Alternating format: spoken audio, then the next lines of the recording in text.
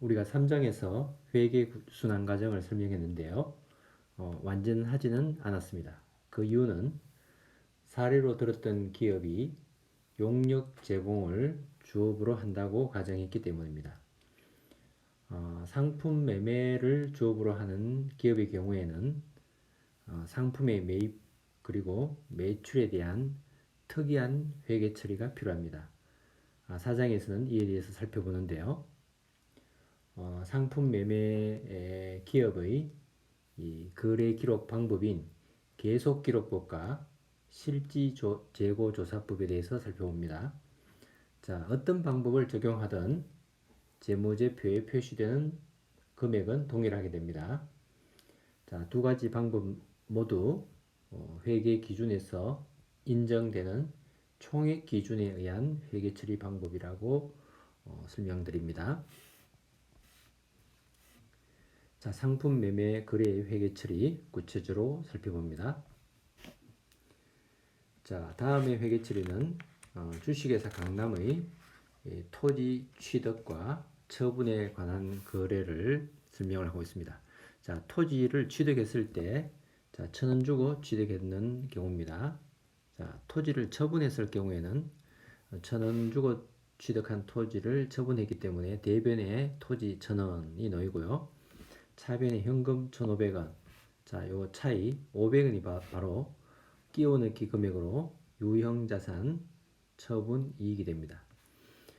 자, 요 토지 거래를 상품 매매 거래에 그대로 적용을 한번 해보도록 하겠습니다.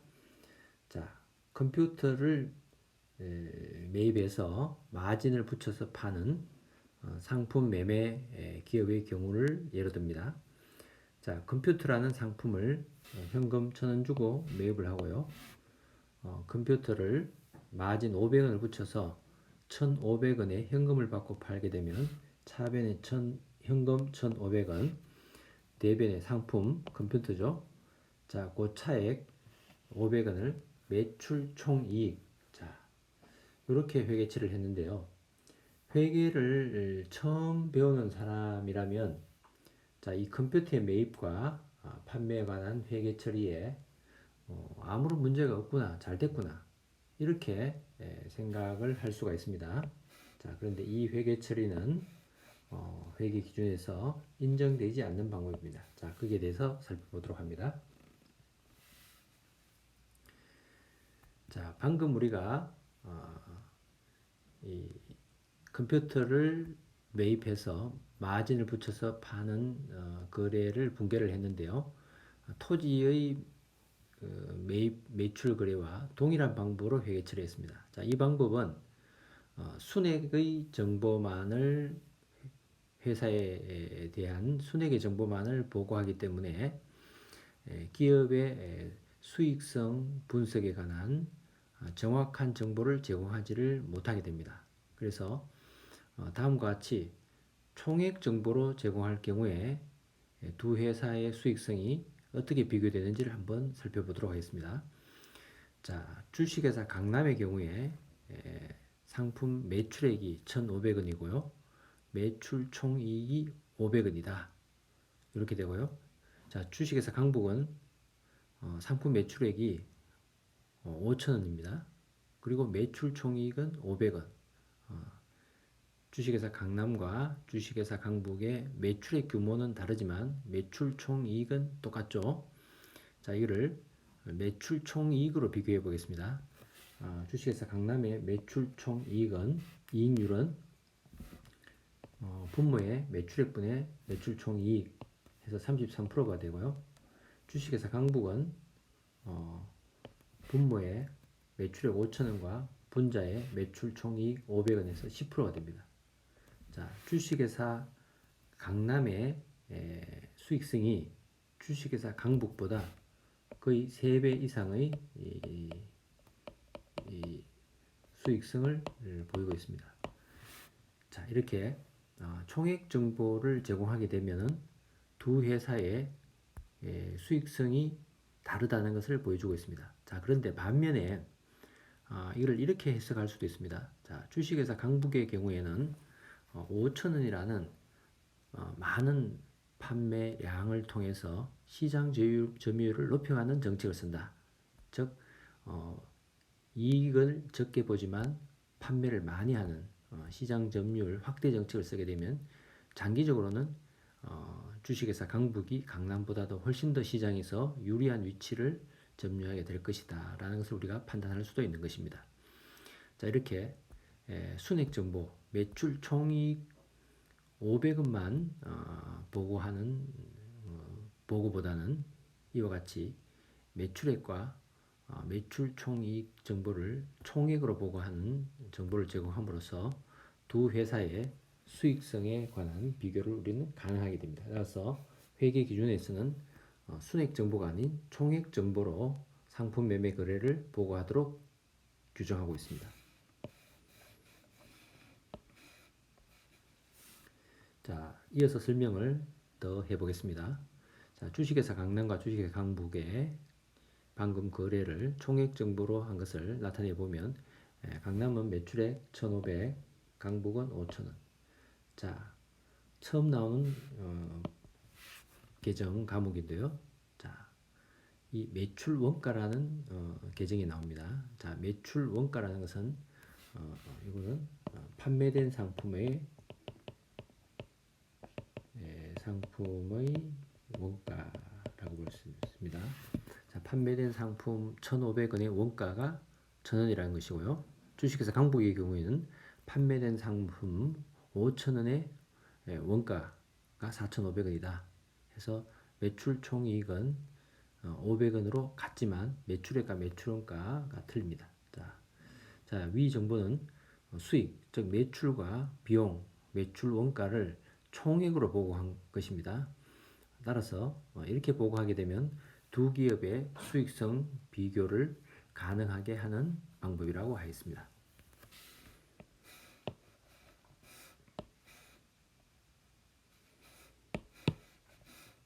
자, 이어서 보겠습니다. 자, 구체적으로 상품 매매 거래의 장부 기록 방법을 살펴봅니다. 아까 말씀드린 대로 상품 매매 거래의 장부 기록 방법은 크게 나누면 계속 기록법, 두 번째는 실지 재고 조사법, 줄여서 실사법이라는 두 가지 장부 기록 방법이 있습니다. 자, 이 두 가지 장부 기록 방법이 서로 상이하지만 재무제표에 보고되는 금액은 차이가 없다. 그래서 두 가지 방법이 회계 기준에서 모두 인정된다라고 설명을 드렸습니다. 자, 두 가지 방법 구체적으로 살펴보도록 합니다.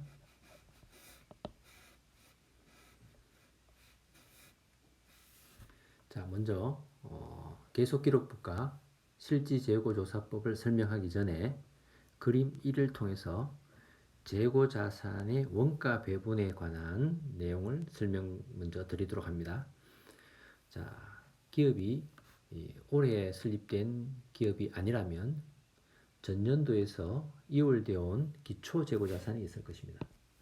자, 그리고 여기에 단기에 매입한 단기 매입 재고자산을 더하게 되면 이 두 개가 바로 판매 가능 재고자산이 되겠죠. 자, 기초재고가 100이다. 단기 매입 재고자산이 500원이다. 하면 판매 가능한 재고자산은 600원이다. 이렇게 볼 수 있습니다. 자, 이렇게 판매 가능 재고자산은 다시 단기 판매분 200이라고 예를 들면 단기에 미판매되고 남아있는 재고자산이 400이라고 볼 수 있겠습니다. 자, 단기 판매분 200은 포괄손익계산서의 매출 원가라는 비용을 구성하고요. 단기에 아직 판매되지 않고 기말에 남아있는 400원은 재무상태표에 기말 재고자산으로 보고가 되게 됩니다. 자, 여기서 단기 판매분과 단기 미판매분을 기록하는 방법이 계속기록법과 실지재고조사법이라는 두 가지 방법이 있다고 하겠습니다. 그래서 재고자산의 원가, 즉 판매 가능 재고자산이라는 이 원가를 단기 판매분과 단기 미판매분, 즉 매출원가와 기말 재고 자산으로 배분하는 방법에 계속기록법과 실지재고조사법이 있다. 자, 이 두 가지 방법 구체적으로 살펴보도록 합니다.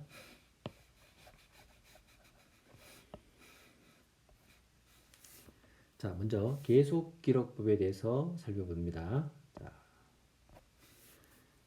자, 계속기록법의 상품 매입 시의 분계를 보면 차변에 상품, 대변에 현금이 오고요. 상품 매출 시에는 대변에 매출, 차변에 현금, 그리고 이 판매된 상품인 매출 금액의 원가인 판매된 상품의 원가인 매출 원가가 차변 비용이죠. 비용이 놓이고요. 대변의 상품 자산의 감소 비용의 발생 이렇게 됩니다. 자, 그래서 계속기록법은 어떤 경우에 쓰는 경우냐? 원가를 매출 원가와 기말 재고 자산으로 배분하는 이 계속기록법은 상품이 매입될 때는 상품이라는 계정을 쓰고요. 상품 매출 시에는 매출이라는 계정, 그리고 매출 원가라는 계정을 쓰게 됩니다. 그리고 결산 시에는 별다른 결산 수정 분계를 하지 않는 방법이 계속기록법이죠. 자, 이거는 고가품, 예를 들면 다이아몬드라든지 이런 고가품을 취급할 때는 우리가 상품 매입 시와 매출 시에 일일이 상품이라는 계정, 그리고 매출 원가라는 계정을 통해서 판매하는 즉시 매출 총이익과 기말 재고 자산을 바로바로 파악할 수 있는 방법이 바로 고가법에서 사용하는 계속기록법이라고 하겠습니다.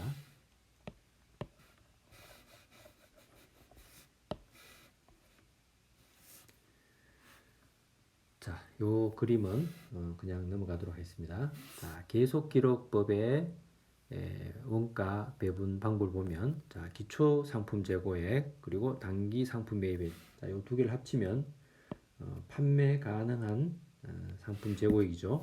자, 판매 가능 상품 재고액이 됩니다. 자, 기초 재고액이 100이다. 그리고 단기 상품 매입액이 500이다. 그러면 판매 가능 상품 재고액이 600원이 되죠. 자, 여기서 판매된 상품의 원가가 아까 매출 원가라고 했습니다. 자, 이거 정의 잘 알아놓으시고요. 자, 여기 200원이다 하면 200을 차감하게 되면 기말 재고 자산 400원 이렇게 계산되어 나오는 거죠.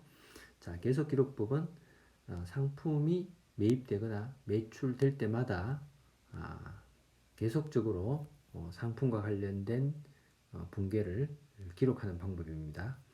자, 그래서 바로바로 즉시 매출 원가와 기말 상품 재고액을 파악할 수 있는 방법이 계속기록법이다.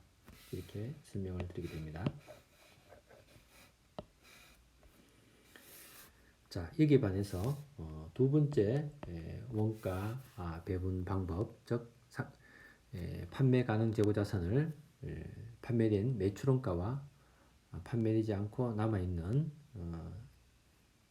기말 재고로 이렇게 배분하는 장부기록 방법의 두 번째 방법이 실지재고조사법이 있습니다. 자, 실지재고조사법은 예를 들어 보면 다이소 같은 회사라고 보겠습니다. 다이소 같은 경우에는 아주 저가품의 다 품종이죠. 품종이 많고 저가품의 경우에 일일이 판매될 때마다 매출과 매출 원가를 일일이 계산하는 방법이 굉장히 번거롭습니다.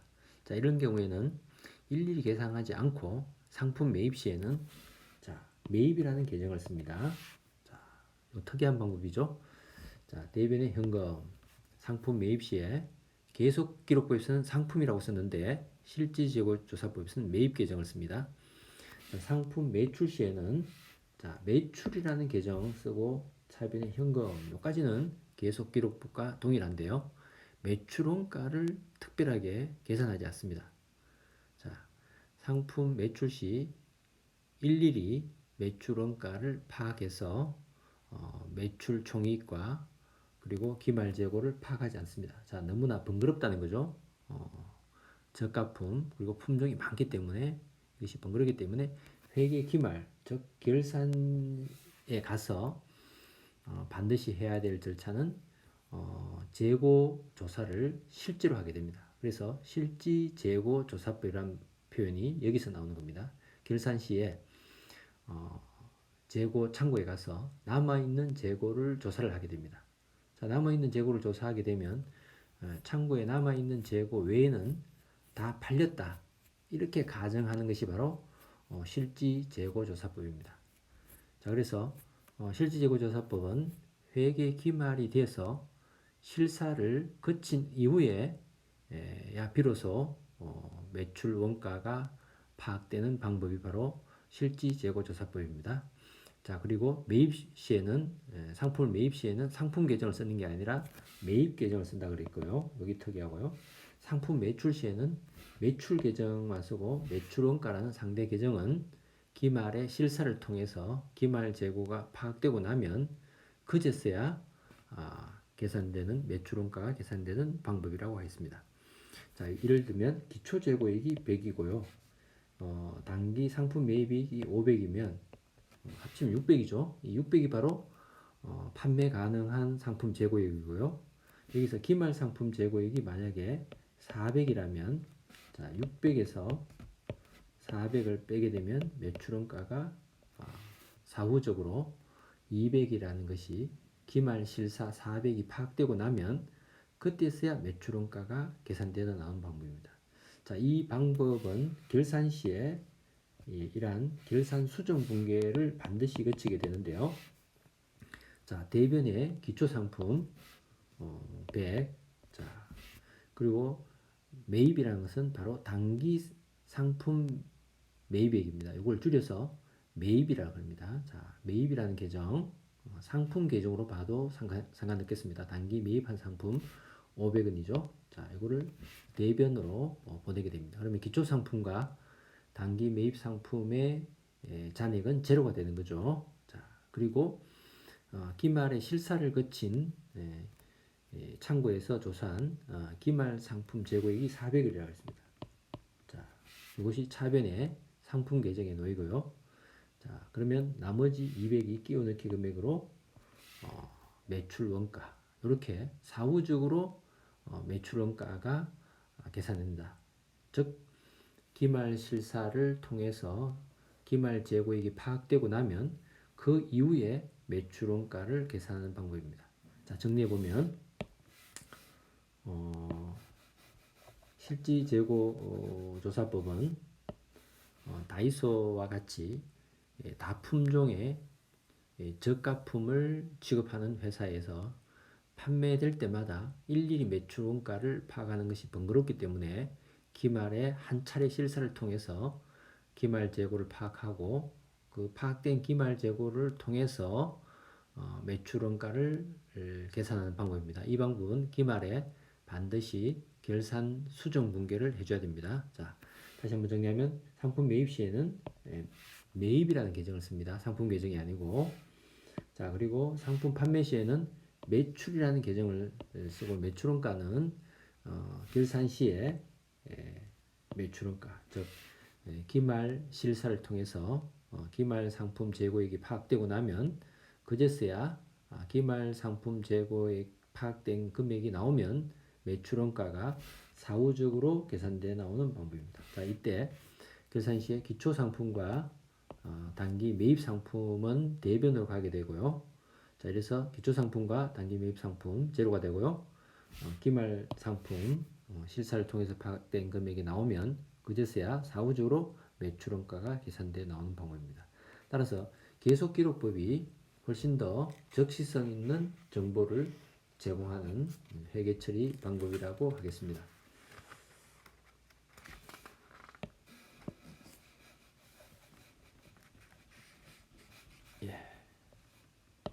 넘어가 보도록 하겠습니다. 자, 실지재고조사법의 수정 전 시산표에는 상품 계정과 매입 계정. 자, 요 상품은 바로 기초 상품으로 보면 되겠습니다. 기초 상품. 자, 전기에서 이월되어 온 기초 상품. 요게 수정 전 시산표에 그대로 긋고요. 자, 단기 매입 상품 4천.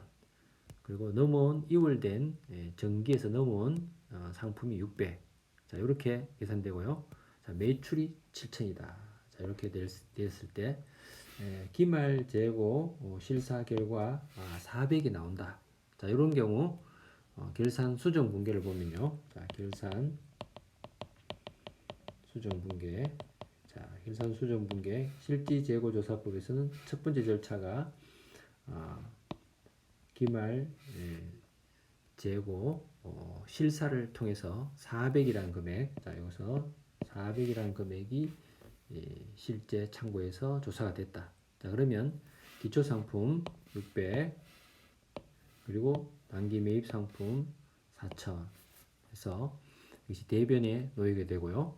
그 다음 실사한 400을 제외한 나머지 금액 4,200이 매출 원가가 되게 됩니다.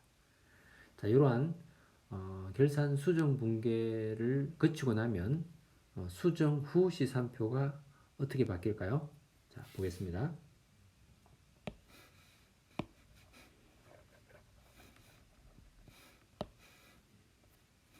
자, 수정 후 시산표에는 바로 기초 상품과 단기 매입 상품은 대변으로 가서 사라지게 되죠. 제거가 되게 되고, 자, 상품, 이것은 바로 기말 상품이 되는 거죠. 기말 상품. 기말 실사를 통해서 파악된 기말 상품 400. 자, 그리고 결산 수정 분계를 통해서 산출돼 나온 끼워 넣기 금액 매출원가 4,200. 여기 넣게 되고요. 매출은 그대로 있는 거죠. 자, 이렇게 해서 이 기말 상품 400은 또다시 다음 회계 연도에는 이것이 이월되어서 기초 상품이 되어서 실질재고조사법에서는 다음 기회 회계 기말 결산 수정 분계까지 수정 전까지 그대로 존재하는 계정이 되겠습니다. 그래서 이 기말 상품 400은 다음 기회 기초 상품이 되어서 결산 수정 분계를 통해서 또 제거되게 되는 그런 계정이라고 볼 수 있겠습니다. 자, 이렇게 특이한 상품에 관한 회계 처리 방법이 상품 매매 기업에는 존재하고 있다 라는 말씀을 드립니다. 자, 그림 4를 보면 실지재고조사법은 계속기록법과 달리 어떤 차이가 있는가를 보겠습니다. 자, 기초상품 재고액 예를 들면 100, 단기 상품 매입액 500원이다 라고 가정을 하면은, 자, 실지재고조사법에서는 먼저 기말상품 재고액을 먼저 구해야 됩니다. 창고에 들어가서 기말상품 재고액이 400이다 라고 예를 들면 판매된 상품의 원가인 매출원가가 그 이후에 사후적으로 계산되어 나온다 라는 이야기입니다. 그래서 계속 기록법에서는 매출원가가 먼저 계산되었죠. 매출원가 계산되고 나면 그 다음에 기말상품 이렇게 계산되어 나왔는데, 여기서는 반대로 기말상품의 실사 이게 먼저 이루어지기 때문에 기말상품 재고액이 400으로 파악이 되고 나면 그 다음에 매출원가가 200으로 끼워넣기 금액 200이 나오는 방법, 이게 바로 실지재고조사법이다 이렇게 말씀을 드리겠습니다.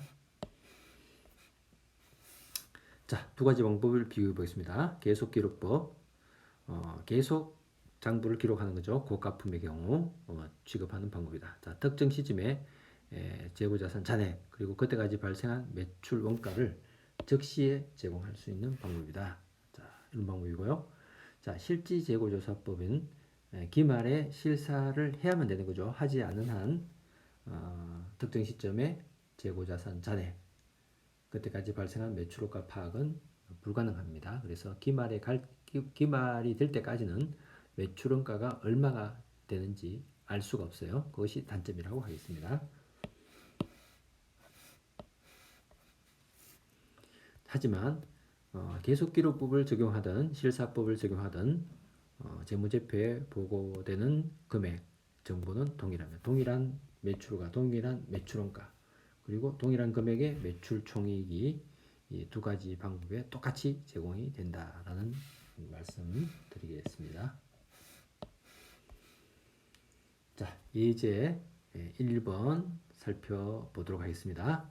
자, 계속 기록부가 실지 재고 조사법의 비교입니다. 자, 다음은 A 회사의 단기 상품의 매입 및 매출 자료이다. 자, 모든 거래는 현금 거래이다 라고 되어 있고요. 자, 1월 1일 기초 상품 재고액은 수량 100개, 단가 1,000원이죠. 100개 곱하기 1,000원 하면 기초 상품 재고액이 나오겠죠. 자, 단기 상품 매입액 4월 1일 날 600개인데요. 단가는 똑같다고 그랬죠. 1,000원으로. 자, 600개 곱하기 1,000원 하면은 역시 단기 상품 매입액 금액을 구할 수 있고요. 단기 매출액은 1,000원짜리를 1,500원에 판 거죠. 500개를 팔았습니다. 자, 그러면 총 800개 중에서 500개 팔았으니까 기말 재고는 300개가 남아 있겠네요. 자, 물어보겠습니다. 계속기록법 그리고 실지재고조사법에 따라서 매입 거래 그리고 매출 거래 그리고 결산 시 해야 될 분계, 자, 세 가지죠. 매입 시 분계, 매출 시 분계, 결산 시 해야 될 분계, 이렇게 하였는데, 자, 계속기록법에서는 결산 시에 별도의 회계 처리가 없습니다. 하지만 실지재고조사법은 기말에 가면 반드시 해야 될 절차가 창고에 들어가서 실지 재고가 얼마가 있는지 창고에 실사를 해야 되죠. 그러고 나면 창고에 있는 것 외에는 다 팔린 상품으로 보고 매출원가로 기록하는 방법. 그래서 실지재고조사법에는 기말에 매출원가와 기말 재고를 파악하는 결산 수정 분계를 해야 된다 는 이야기 했습니다.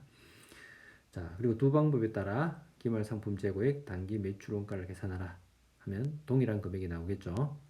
단 실지 재고 조사 결과 기말 재고 수량은 200개다라고 되어 있습니다. 자, 700개. 자, 700개에서 단기 매출액 500개죠. 단기 상품 판매 가능 상품 재고는 700개죠. 기초 상품 재고액 수량 그리고 단기 상품 매입 수량 100개, 600개 다음 700개에서 500개 판매됐으니까요. 기말 재고 수량, 실사 수량 200개 나온다는 이야기입니다.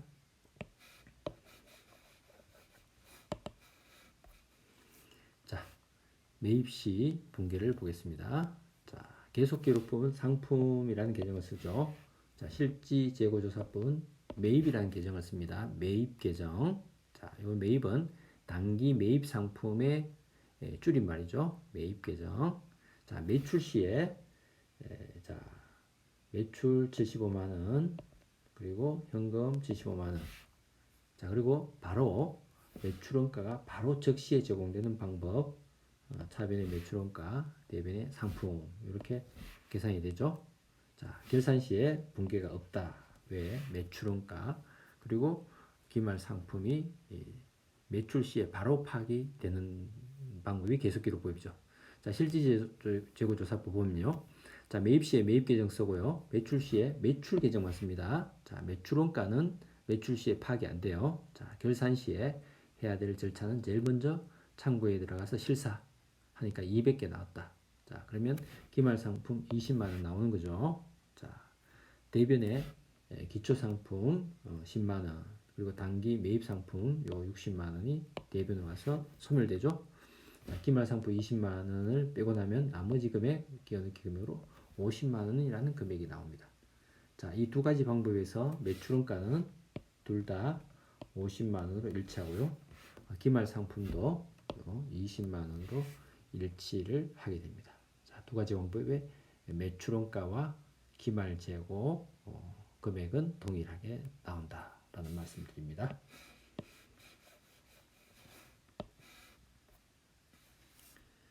자, 두 가지 방법 적용 시 해당. 자, 기말 상품 재고에 보면 계속기록법 그리고 실지 재고조사법 보면 실사법은 실제로 실지 재고를 수량을 조사했죠. 200개 곱하기 1000에서 20만 원 이렇게 나옵니다. 자, 계속기록법은 기초상품 재고액에다가 단기 매입액 나오고요. 단기 판매 상품 원가. 자, 이게 매출원가죠. 매출원가 이게 나오면 70에서 50 빼니까 20만 원. 동일한 금액이 매출원가로 나오죠. 동일하죠. 금액이.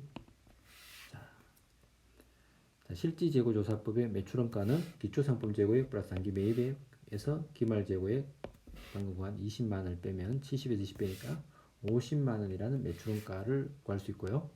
자, 계속기록법은 상품을 매출했을 때 매출원가를 이미 인식했기 때문에 이런 실지재고조사법과 같이 기말 상품 재고액을 파악해서 그것을 차감한 단기 판매 가능 상품 재고에서 빼서 매출원가를 계산하는 과정이 필요가 없는 겁니다. 하지만 금액은 50만 원으로 두 방법이 동일하다. 이렇게 말씀을 드리겠습니다.